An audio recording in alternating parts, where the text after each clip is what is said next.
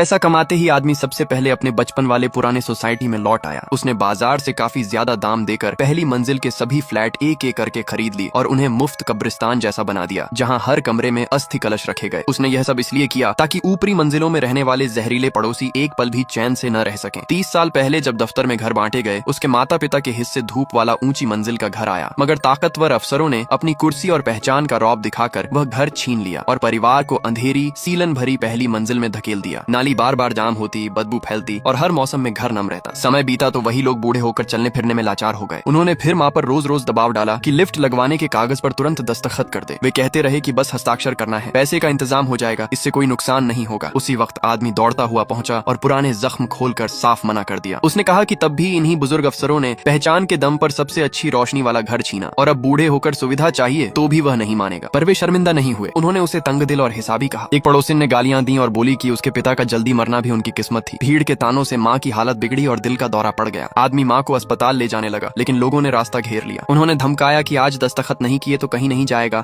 और यह भी कहा कि दस्तखत कर देगा तो वे अस्पताल जाने देंगे। माँ का इलाज न रुके, इसलिए आदमी ने मजबूरी में दांत भींचकर कागज पर हस्ताक्षर कर दिए। वह निकल गया तो कुछ चालाक लोग खुशी मनाने लगे कि अब इलाका इनर रिंग में है, लिफ्ट लगते ही कीमत उछलेगी। अस्पताल में माँ को लगा कि बरसों की सहनशीलता का बदला उसे और जुल्म के रूप में मिला। उसे याद आया कि ऊपर वाली पड़ोसिन रोज नाली में कचरा फेंकती रही। पिता नीचे से बार बार विनती करता रहा, पर वह और ज्यादा कचरा डालती रही। एक दिन पिता नाली खोलते समय फिसला, चोट लगी और हालत बिगड़ गई। आदमी ने पड़ोसियों से गाड़ी मांगी, हाथ जोड़कर मदद मांगी, मगर उन्होंने मदद करने के बजाय धक्के दिए, भगा दिया और परिवार को जिंदगी भर बदकिस्मत कहा। पिता उसी गिरने के बाद नहीं बचा। मरते वक्त उसने आदमी से कहा कि एक बार सिर ऊंचा करके दिखाए और माँ को फिर अपमान न सहने दे। आदमी ने यह बात दिल में बांध ली। उसे पता था कि ये पड़ोसी लिफ्ट केवल इसलिए चाहते हैं ताकि घर महंगे दाम पर बेच सकें। भले वह दस्तखत कर चुका था, पर उसने तय कर लिया कि उनकी बिक्री ही रोक देगा और उनकी चाल उलटी कर देगा। अगले दिन उसने हाथ उठा